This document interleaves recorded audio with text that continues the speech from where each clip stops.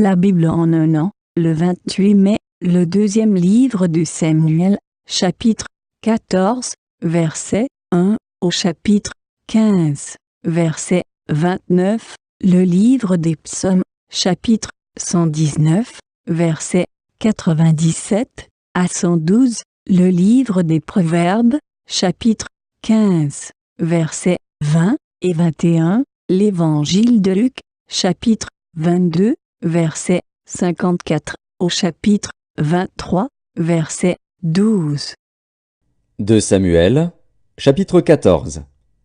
Joab, fils de Tseruja, s'aperçut que le cœur du roi était porté pour Absalom. Il envoya chercher à Tekoa une femme habile, et il lui dit « Montre-toi désolé, et revêt des habits de deuil. Ne toins pas d'huile, et sois comme une femme qui depuis longtemps pleure un mort. Tu iras ainsi vers le roi, et tu lui parleras de cette manière. » Et Joab lui mit dans la bouche ce qu'elle devait dire. La femme de Tekoa alla parler au roi.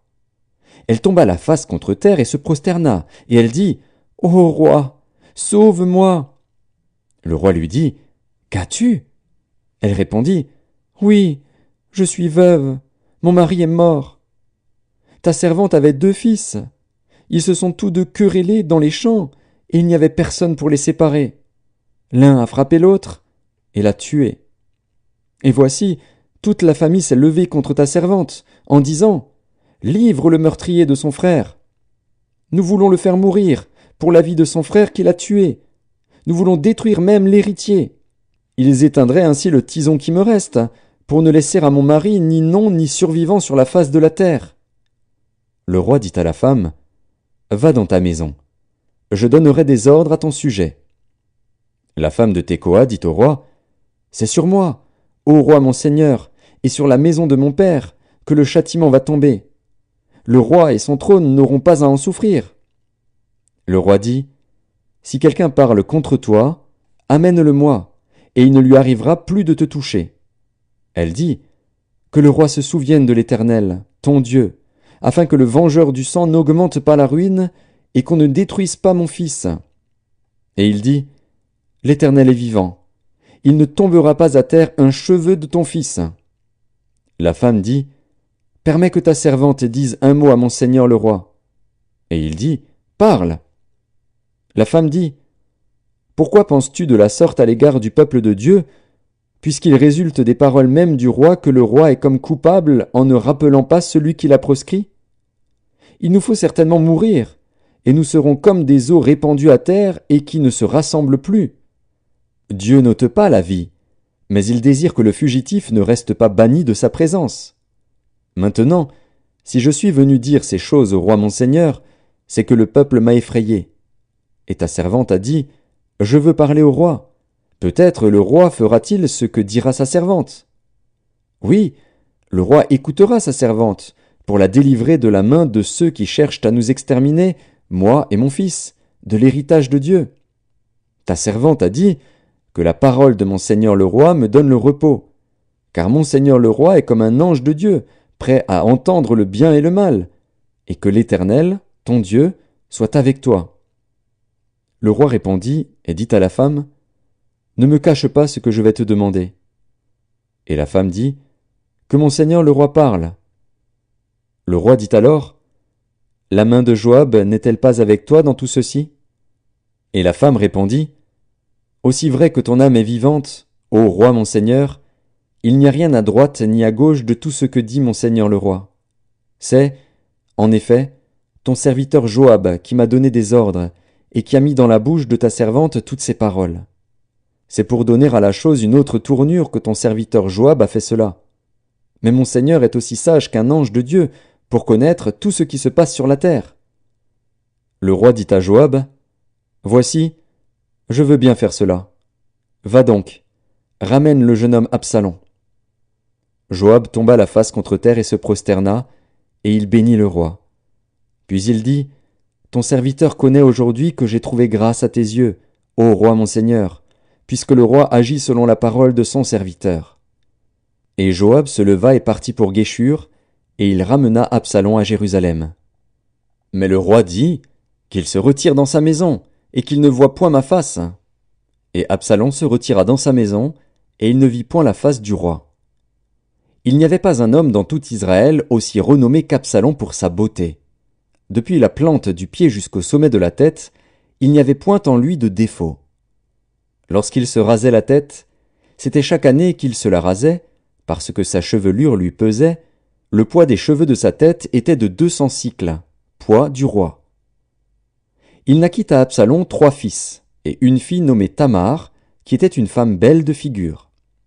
Absalom demeura 2 ans à Jérusalem, sans voir la face du roi. Il fit demander Joab, pour l'envoyer vers le roi.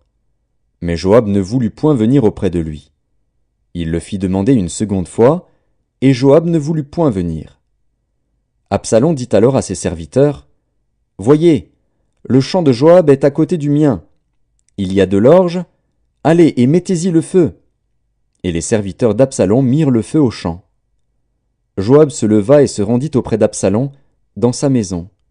Il lui dit, « Pourquoi tes serviteurs ont-ils mis le feu au champ qui m'appartient » Absalom répondit à Joab, « Voici, je t'ai fait dire, viens ici, et je t'enverrai vers le roi, afin que tu lui dises, pourquoi suis-je revenu de Guéshur ? Il vaudrait mieux pour moi que j'y fusse encore. Je désire maintenant voir la face du roi. Et s'il y a quelque crime en moi, qu'il me fasse mourir. » Joab alla vers le roi, et lui rapporta cela.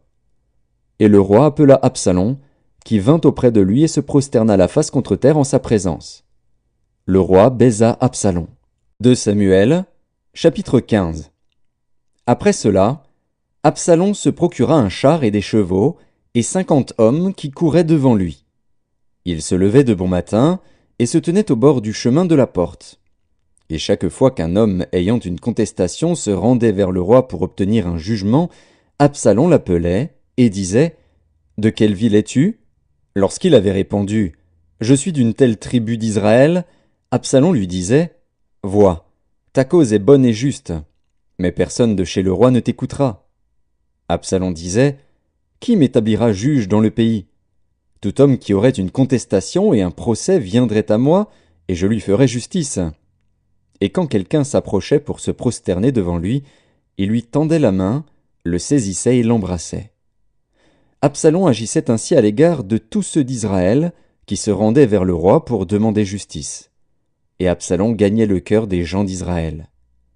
Au bout de 40 ans, Absalom dit au roi, « Permets que j'aille à Hébron pour accomplir le vœu que j'ai fait à l'Éternel.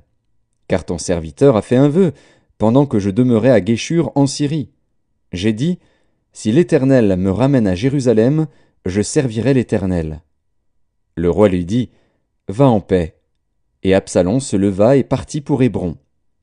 Absalom envoya des espions dans toutes les tribus d'Israël pour dire, « Quand vous entendrez le son de la trompette, vous direz, Absalom règne à Hébron. » 200 hommes de Jérusalem, qui avaient été invités, accompagnèrent Absalom, et ils le firent en toute simplicité, sans rien savoir.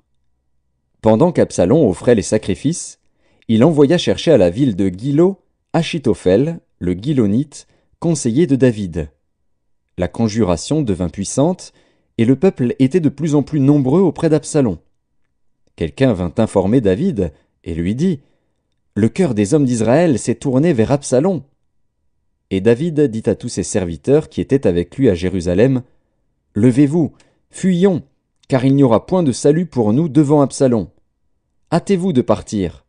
Sinon, il ne tarderait pas à nous atteindre, et il nous précipiterait dans le malheur et frapperait la ville du tranchant de l'épée. » Les serviteurs du roi lui dirent, « Tes serviteurs feront tout ce que voudra mon seigneur le roi. » Le roi sortit, et toute sa maison le suivait, et il laissa 10 concubines pour garder la maison.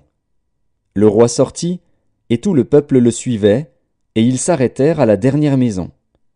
Tous ses serviteurs, tous les Kérétiens et tous les Pélétiens passèrent à ses côtés, et tous les Gassiens, au nombre de 600 hommes, venus de Gath à sa suite, passèrent devant le roi. Le roi dit à Itaï de Gath, « Pourquoi viendrais-tu aussi avec nous ? Retourne et reste avec le roi, car tu es étranger, et même tu as été emmené de ton pays. » Tu es arrivé d'hier, et aujourd'hui je te ferai errer avec nous çà et là, quand je ne sais moi-même où je vais. Retourne, et emmène tes frères avec toi. Que l'Éternel use envers toi de bonté et de fidélité. Itaï répondit au roi, et dit, L'Éternel est vivant, et mon seigneur le roi est vivant. Au lieu où sera mon seigneur le roi, soit pour mourir, soit pour vivre, là aussi sera ton serviteur. David dit alors à Itaï, Va, passe. Et Itaï de Gath passa, avec tous ses gens et tous les enfants qui étaient avec lui. Toute la contrée était en larmes, et l'on poussait de grands cris au passage de tout le peuple. Le roi passa le torrent de Cédron, et tout le peuple passa vis-à-vis du chemin qui mène au désert.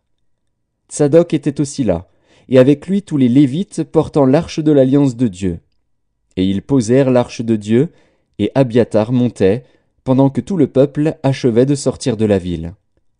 Le roi dit à Tsadok, Reporte l'arche de Dieu dans la ville. Si je trouve grâce aux yeux de l'Éternel, il me ramènera, et il me fera voir l'arche et sa demeure. Mais s'il dit, Je ne prends point plaisir en toi, me voici, qu'il me fasse ce qui lui semblera bon. Le roi dit encore au sacrificateur Tsadok, Comprends-tu? Retourne en paix dans la ville, avec Achimaatz, ton fils, et avec Jonathan, fils d'Abiatar, vos 2 fils. Voyez, j'attendrai dans les plaines du désert, jusqu'à ce qu'il m'arrive des nouvelles de votre part. Ainsi Tsadok et Abiatar reportèrent l'arche de Dieu à Jérusalem, et ils y restèrent. Psaume 119. Combien j'aime ta loi! Elle est tout le jour l'objet de ma méditation. Tes commandements me rendent plus sage que mes ennemis, car je les ai toujours avec moi. Je suis plus instruit que tous mes maîtres, car tes préceptes sont l'objet de ma méditation. J'ai plus d'intelligence que les vieillards, car j'observe tes ordonnances. Je retiens mon pied loin de tout mauvais chemin, afin de garder ta parole. Je ne m'écarte pas de tes lois, car c'est toi qui m'enseignes. Que tes paroles sont douces à mon palais, plus que le miel à ma bouche. Par tes ordonnances, je deviens intelligent, aussi je hais toute voie de mensonge. Ta parole est une lampe à mes pieds et une lumière sur mon sentier. Je jure, et je le tiendrai, d'observer les lois de ta justice. Je suis bien humilié, Éternel, rends-moi la vie selon ta parole. Agrée, ô Éternel, les sentiments que ma bouche exprime, et enseigne-moi tes lois. Ma vie est continuellement exposée, et je n'oublie point ta loi. Des méchants me tendent des pièges, et je ne m'égare pas loin de tes ordonnances. Tes préceptes sont pour toujours mon héritage, car ils sont la joie de mon cœur. J'incline mon cœur à pratiquer tes statuts, toujours jusqu'à la fin. Livre des Proverbes, chapitre 15. Un fils sage fait la joie de son père, et un homme insensé méprise sa mère. La folie est une joie pour celui qui est dépourvu de sens, mais un homme intelligent va le droit chemin. Évangile de Luc, chapitre 22. Après avoir saisi Jésus, ils l'emmenèrent et le conduisirent dans la maison du souverain sacrificateur. Pierre suivait de loin. Ils allumèrent du feu au milieu de la cour, et ils s'assirent. Pierre s'assit parmi eux. Une servante qui le vit assis devant le feu fixa sur lui le regard et dit « Cet homme était aussi avec lui. » Mais il le nia, disant « Femme, je ne le connais pas. » Peu après, un autre, l'ayant vu, dit « Tu es aussi de ces gens-là. » Et Pierre dit « Homme, je n'en suis pas. » Environ 1 heure plus tard, un autre insistait, disant « Certainement cet homme était assis avec lui, car il est galiléen. » Pierre répondit « Homme, je ne sais ce que tu dis. » Et au même instant, comme il parlait, le coq chanta. Le Seigneur s'étant retourné regarda Pierre, et Pierre se souvint de la parole que le Seigneur lui avait dite. « Avant que le coq chante aujourd'hui, tu me renieras 3 fois. » Et, étant sorti, il pleura amèrement. Les hommes qui tenaient Jésus se moquaient de lui et le frappaient. Ils lui voilèrent le visage et ils l'interrogeaient en disant « Devine qui t'a frappé !» Et ils proféraient contre lui beaucoup d'autres injures. Quand le jour fut venu, le collège des anciens du peuple, les principaux sacrificateurs et les scribes, s'assemblèrent et firent amener Jésus dans leur sanédrin. Ils dirent, « Si tu es le Christ, dis-le-nous. » Jésus leur répondit, « Si je vous le dis, vous ne le croirez pas. Et si je vous interroge, vous ne répondrez pas. Désormais le Fils de l'homme sera assis à la droite de la puissance de Dieu. » Tous dirent, « Tu es donc le Fils de Dieu ?» Il leur répondit, « Vous le dites, je le suis. » Alors ils dirent, « Qu'avons-nous encore besoin de témoignages? Nous l'avons entendu nous-mêmes de sa bouche. » Évangile de Luc, chapitre 23. Ils se levèrent tous et ils conduisirent Jésus devant Pilate. Ils se mirent à l'accuser, disant, « Nous avons trouvé cet homme excitant notre nation à la révolte, empêchant de payer le tribut à César, et se disant lui-même Christ, roi. » Pilate l'interrogea en ces termes, « Es-tu le roi des Juifs ?» Jésus lui répondit, « Tu le dis. » Pilate dit aux principaux sacrificateurs et à la foule, « Je ne trouve rien de coupable en cet homme. » Mais ils insistèrent et dirent, « Il soulève le peuple en enseignant par toute la Judée depuis la Galilée où il a commencé jusqu'ici. » Quand Pilate entendit parler de la Galilée, il demanda si cet homme était galiléen, et, ayant appris qu'il était de la juridiction d'Hérode, il le renvoya à Hérode, qui se trouvait aussi à Jérusalem en ces jours-là. Lorsque Hérode vit Jésus, il en eut une grande joie, car depuis longtemps, il désirait le voir à cause de ce qu'il avait entendu dire de lui, et il espérait qu'il le verrait faire quelques miracles. Il lui adressa beaucoup de questions, mais Jésus ne lui répondit rien. Les principaux sacrificateurs et les scribes étaient là, et l'accusaient avec violence.